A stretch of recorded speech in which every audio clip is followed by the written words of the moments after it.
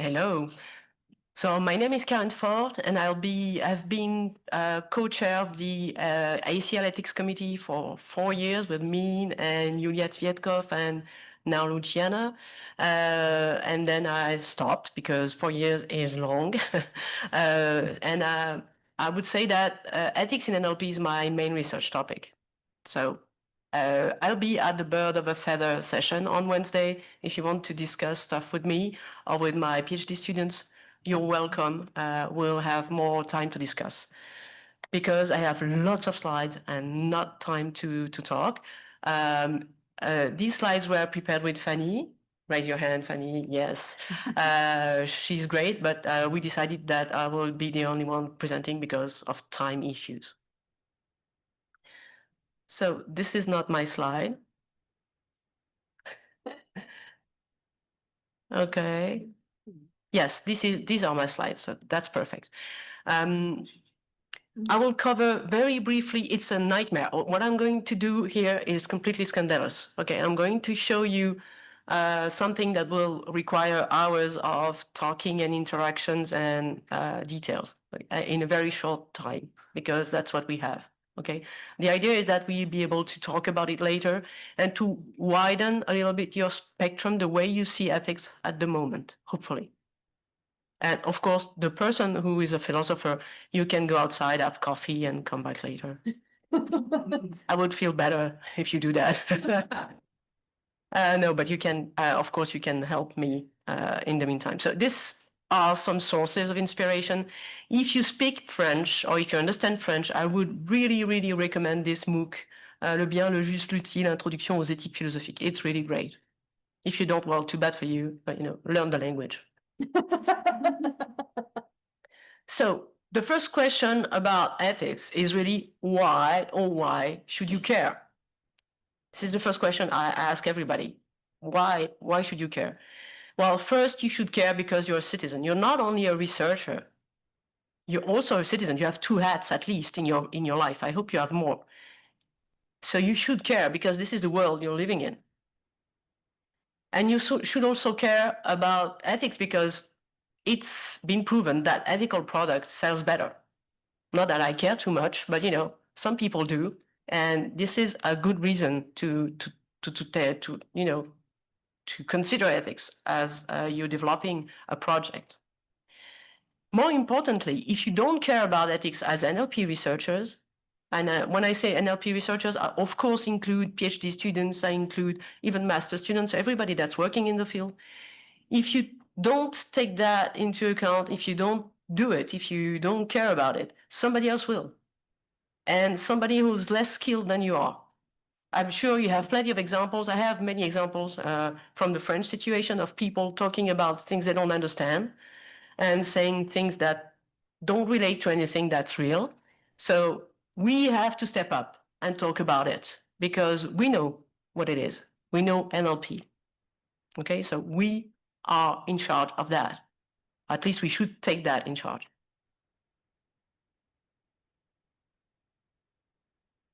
Okay. So it's a question of time, the time that I spent, yeah. So ethics is really about a very, very old question, maybe the oldest question in the world. And it's still, it was from Aristotle, that's here on the right, to today's devices. And this question is basically what, I'm sorry, there's a missing slide. This question is basically, what is a good life? How should we live this life that's short? Remember, I know lots of you are young and you think you're eternal. I'm sorry to bring the news to you, you're not. And the time we have to spend here is very, very short, very, very short. So maybe the oldest question is, what are we going to do with this time? It's really fundamental. And this is really what ethics is about how to live a good life. But you'll see that many people, well, there are different traditions in ethics, and people will see that differently from different points of view. And that's what I want to show you. So ethics is a domain basically from philosophy. So the specialist is here, I'm not, but and there are disciplines who think a lot about ethics. Can you cite one? Medicine. Thank you very much. That's the right, that's one of the most obvious answers. And it's really, we have to learn a lot from people who do bioinformatics and medicine in general, because they've known about these issues long before we did. So listen. Yes.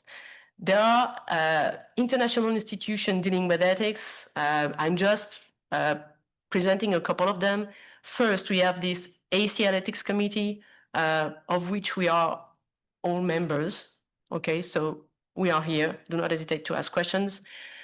You have the ethics chairs. I was the ethics chair with Bjorn Ross for this ACL. So we deal with the ethics reviewing of papers. So that's another hat. And all of that is based on the code of ethics that the ACL adopted. That's the ACM from machinery code of ethics that the ACL, our association, adopted. I would say, I don't remember the date, but like, I don't know, 6 years ago? Only 3 years? Okay. I thought longer than that. Yeah, I thought it was before us, I think. So it's maybe 6 years ago. So it's quite recent, okay? And I really would advise you to read this. It's a little bit long, but it's worth reading. So the first question I'm going to ask you is about, is science necessarily good? Which, doesn't mean anything. So I'm going to split this question into two questions. The first one is the outcome of science necessarily good? Another way of putting that is, are there things that are possible to do that we agree we should not do as an international community? Are there such things? Yes? Can you cite some? And I'll repeat them from the people who are outside. Online. Nuclear bombs. Nuclear bombs. Well, we agreed, well, not necessarily, because we still do them. So we partially agreed, or some of them said, we can build them, but you cannot because you're bad and we are good. Something like that. But I'm not sure we completely agreed on that. Something that we more or less agreed on. Yes, human gene editing. I would say, I'm not sure we agreed on that, but something that we agreed more or less on is this: human cloning. Okay. In general, okay, I would say the vast majority of the countries in the world agreed not to do that, because basically, it's not such a good idea. So there's no such thing as it's impossible to stop. We stopped that. We also stopped, building the Concorde. There are boundaries to innovation. Quote me, there are boundaries to innovation. We can put boundaries to innovation. We've already did.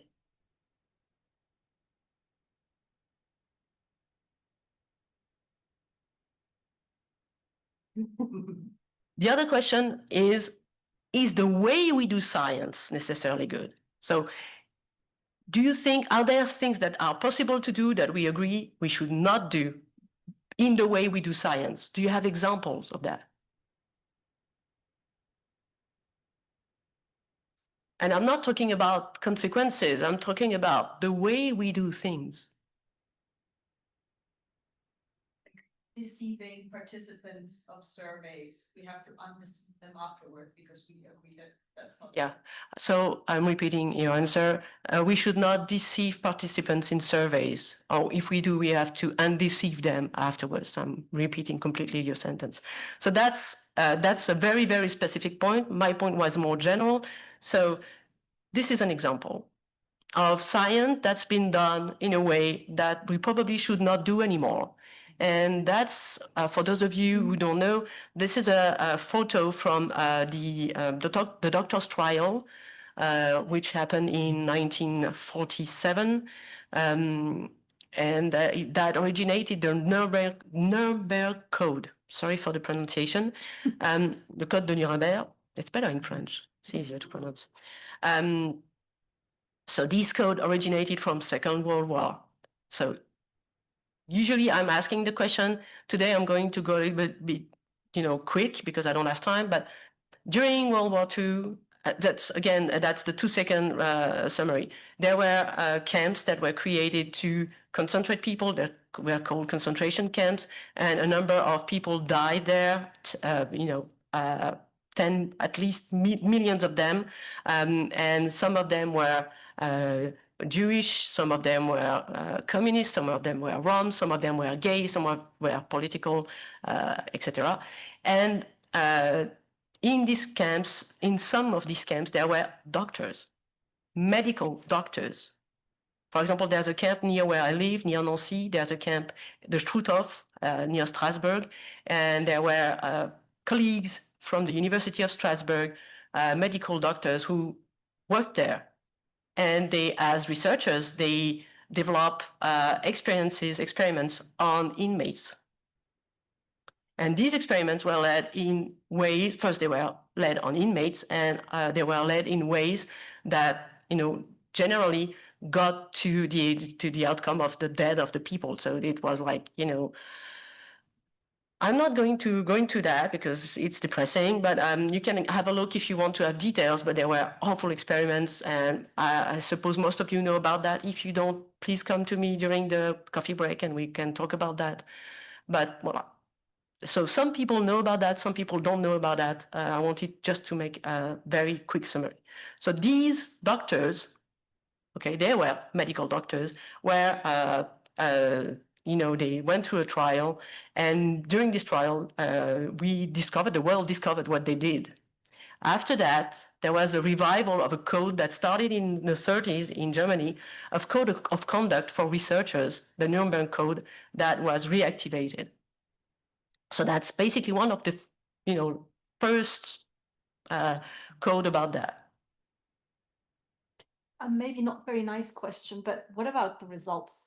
They have been used. They're still. So that's another. Yeah, that's an interesting question. Some results, very little results, were used, in fact, because they were not useful at all. But some of the results which still gave rise to debates are the results about hypothermia treatment. There were lots of experiments were done on inmates who were put in the snow naked for so many hours until they die, and they took some, they made some very, very detailed experiments about that results, and these results were published. And there are researchers today who want to use these results, and other researchers saying we should not use these results because they were obtained under constraint. We will talk about that later. Mm-hmm. But you have to remember that when you don't do things ethically, usually it's scientifically bad.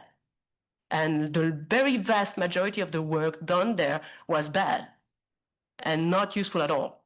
Anyway, without even talking about the dilemma of using these results. Okay? So it goes hand in hand. Another example is the Tuskegee syphilis experiment. Have you heard about it already? How many of you? Please raise your hand. Okay, a couple, not so many. So I'm going to talk a little bit about it.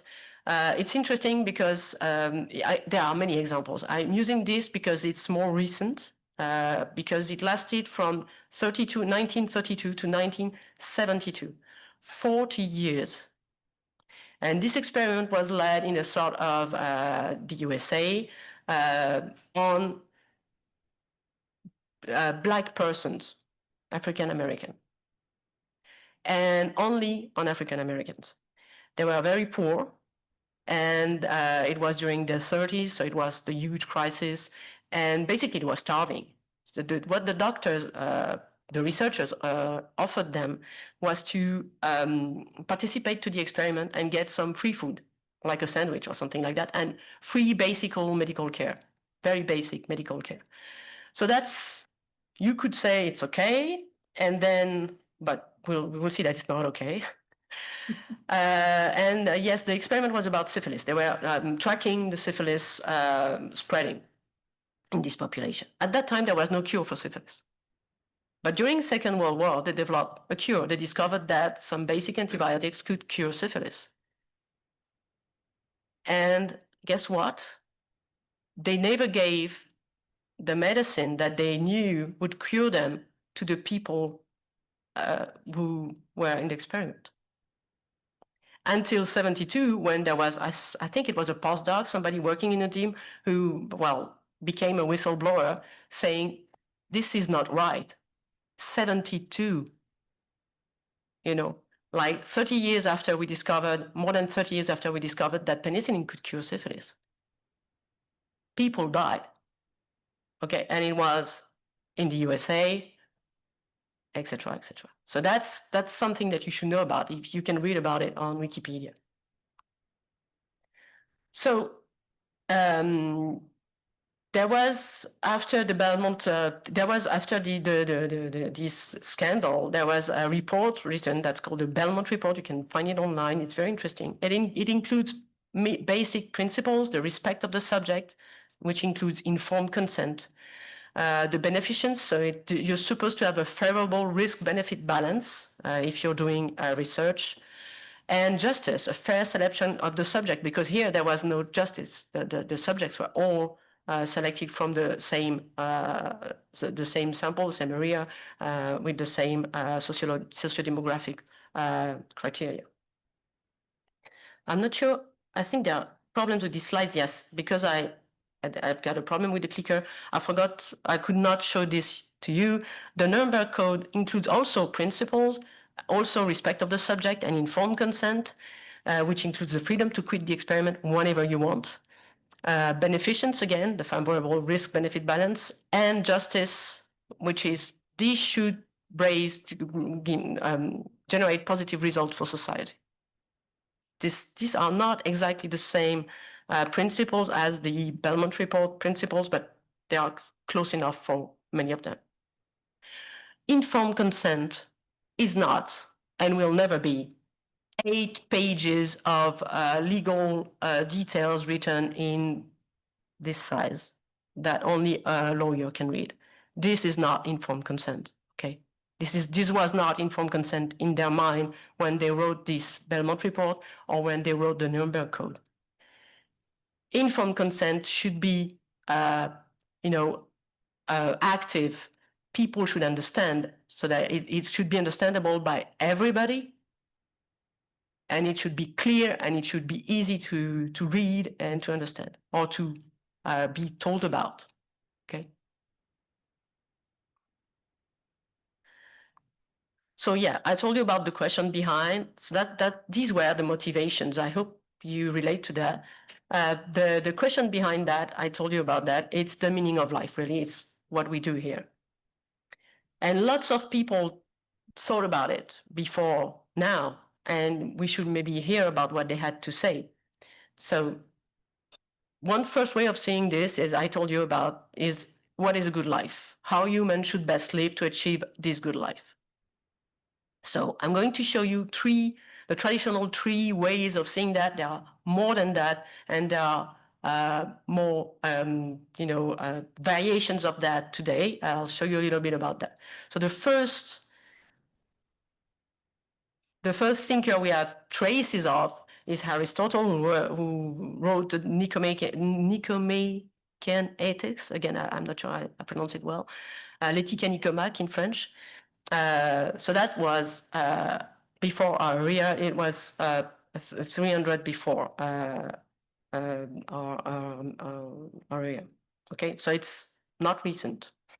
And there were probably people who thought about it and talked about it and transferred stories about this from generation to generations, but there are no really detailed written traces that we can trace back. So for Aristotle, ethics was about happiness. It was about feeling good, but not any good. It was a sovereign good, okay? The good that's supreme and that's not linked to anything else. Okay, I'm so late. So it was inspired by nature, and the proper function of a being. So for a plant, a good life is to grow, produce fruit. And for human, it's to choose our life, choose our goal in our life. That's the practical way of saying it.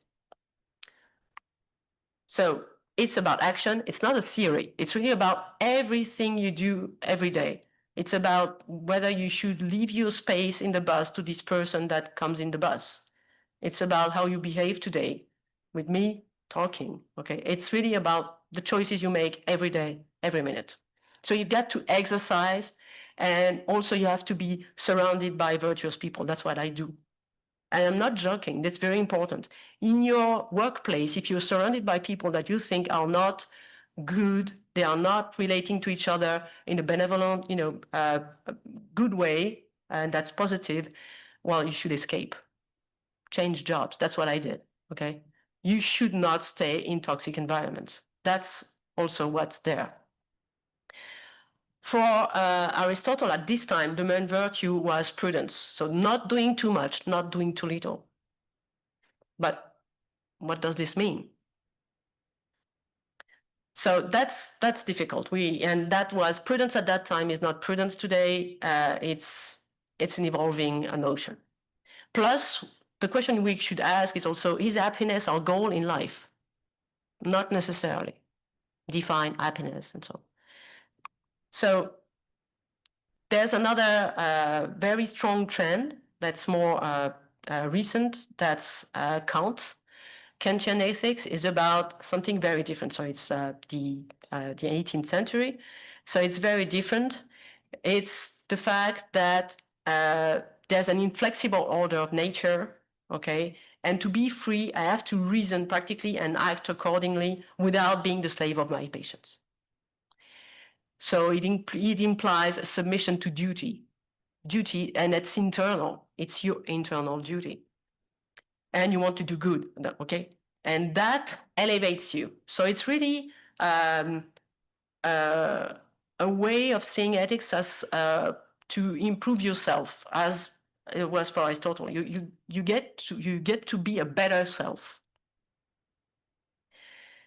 And the test for that is universalization. Okay, care for others. If you do that, would you do that to yourself? If you're doing something to another person, but would you do that to yourself? Is it okay to do that to yourself?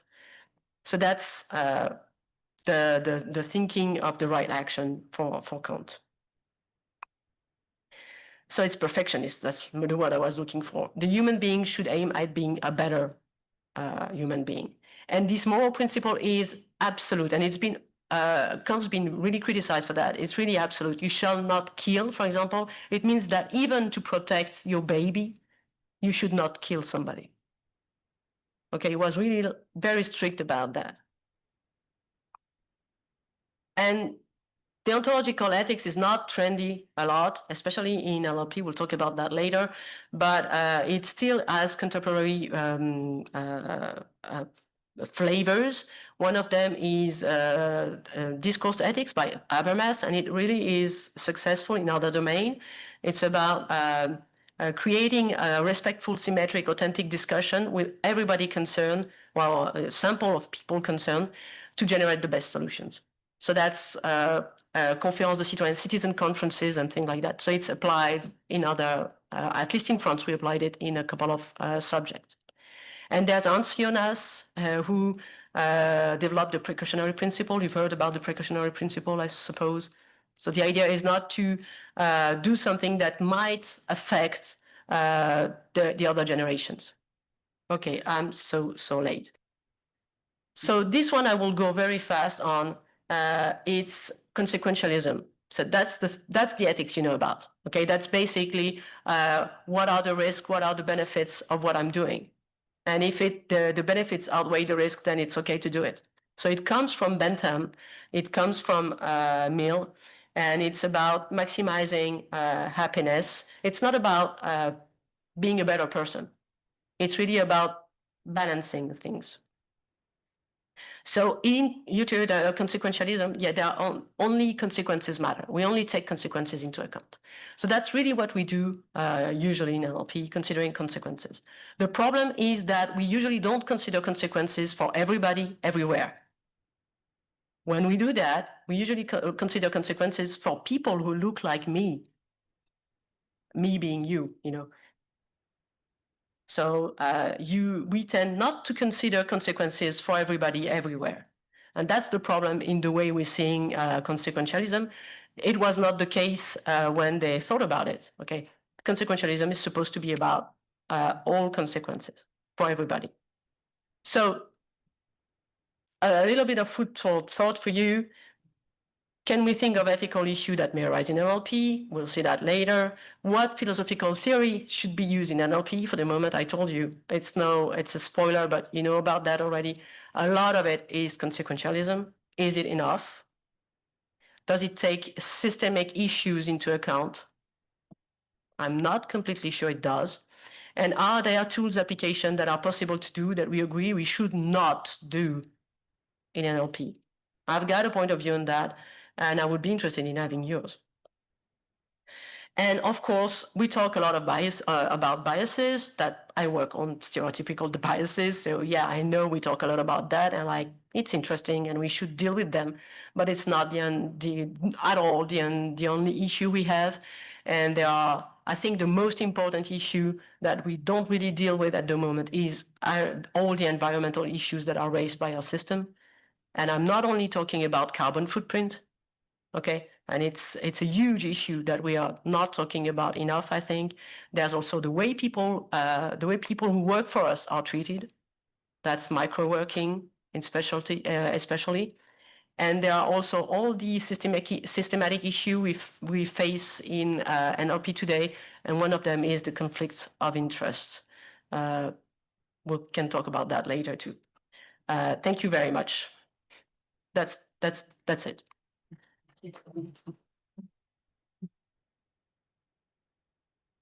Almost on time. So I suppose if you have questions, you can come to the mic and ask questions. We have a little bit of time for questions. I'm not.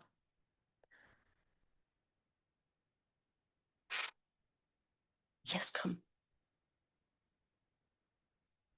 You have to be aware of the fact that you'll be recorded. Okay. That's not informed consent, by the way. Okay, it's bad. We should not do that way. I have a question that might seem like provocatory, but it doesn't want to be.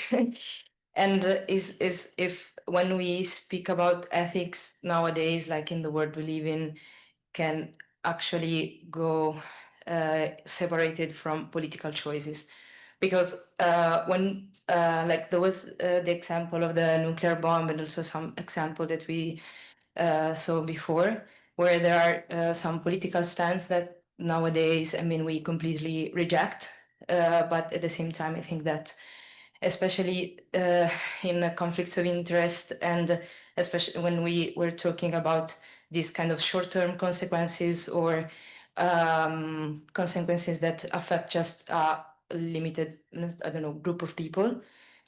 I see ethics very linked to political choices and political standpoints.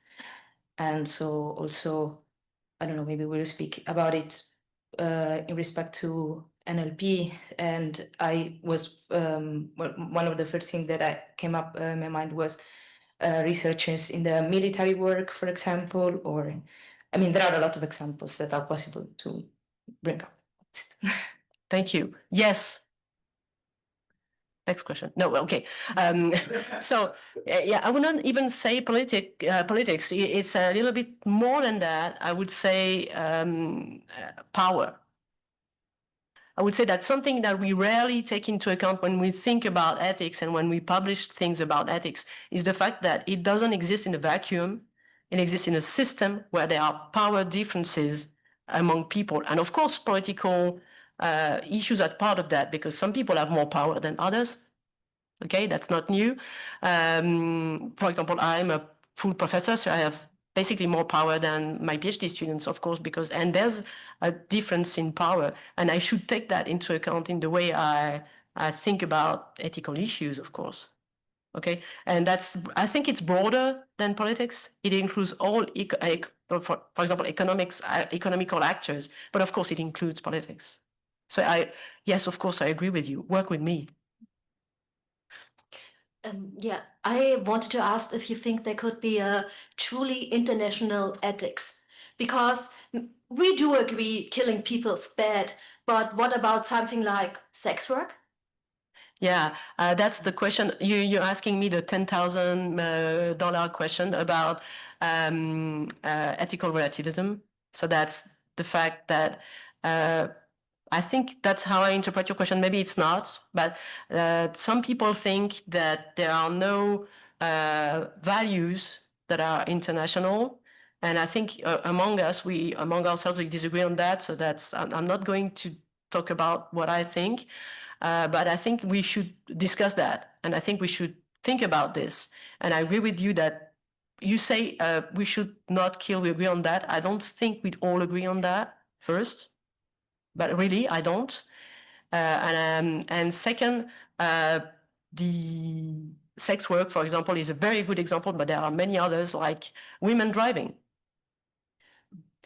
Maybe a quick follow-up, because we're now building international systems, LLMs, that contain some kind of ethics, some kind of values. So we do provide systems with an ethic, or however you want to call it, and they are international.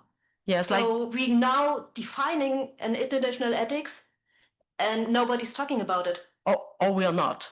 Like Grok is maybe an anti-ethics system. I mean, that's the whole point. I think this is a tricky discussion, really.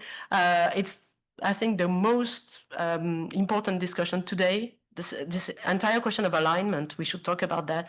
So maybe this could be a topic for this afternoon, or maybe for the Bird of a Feather. I'm not escaping it. I have my point of view, is that we do have international values. There are not so many of them, but one of them, for example, is privacy. Because nobody in this room, in his own mind, in their own right mind, will, remove their clothes and be naked. Another one is probably respect for life.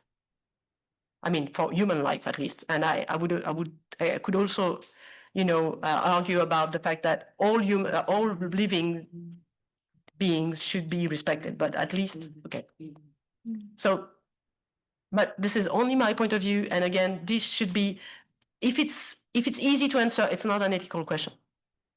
An ethical question is difficult, and there are different points of view, and there are dilemmas. Min told me to stop, so I stop. Thank you, Min. Thank you, everybody, for the very, very interesting questions. They are very difficult questions. The two questions you asked are the main ones today. Thank you.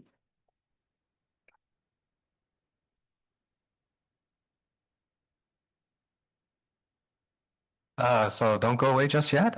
We have more for you in store. I told you we are in many different time zones. So Guido in Argentina is awake, and he will be presenting the next segment. Do please stay for the entire session. We are going to break up into small groups to talk exactly about all of these issues. As Karën has taught me over my term in the ethics committee, ethics is really about a conversation, because we come from many different value systems. So it's very important that we discuss and agree to disagree.